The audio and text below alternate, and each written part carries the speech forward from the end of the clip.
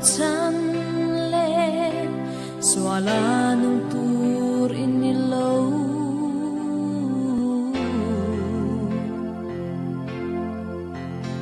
Kristan ita atwar makha chandam na alan to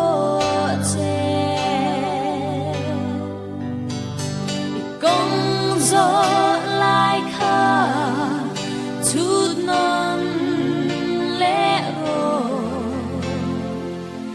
vang bawan ka phal lo che ka som che tu na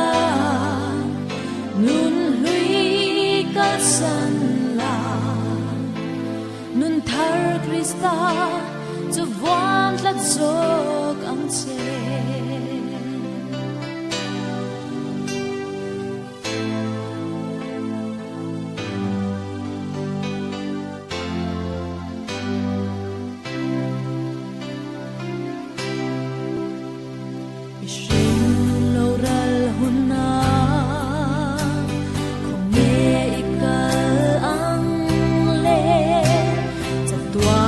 mun chang turan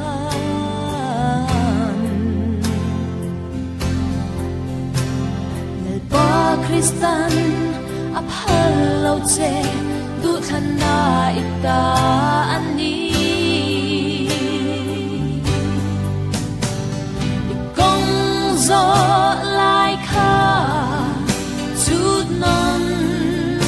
le ro vang bawan ka phal lo che ka som che tu na nun hlui ka san na nun thar Krista chu von tlat zo kan che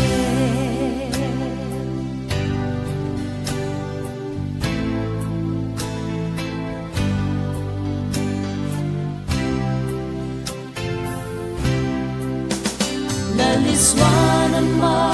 mo che atana nung turi at hin lung thiang dim chuan ang ngak reng che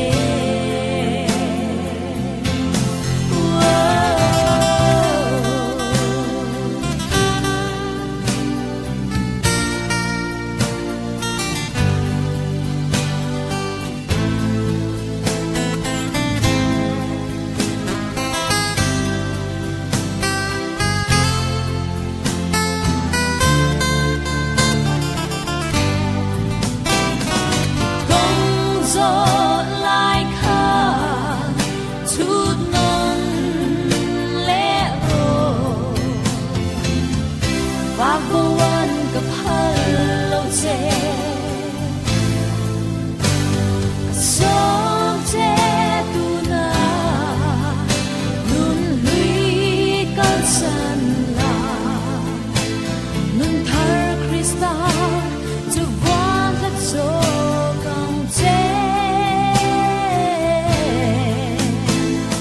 som che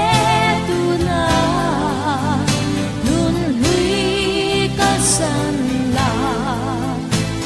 nun thar Krista chu vang tlat zo ang che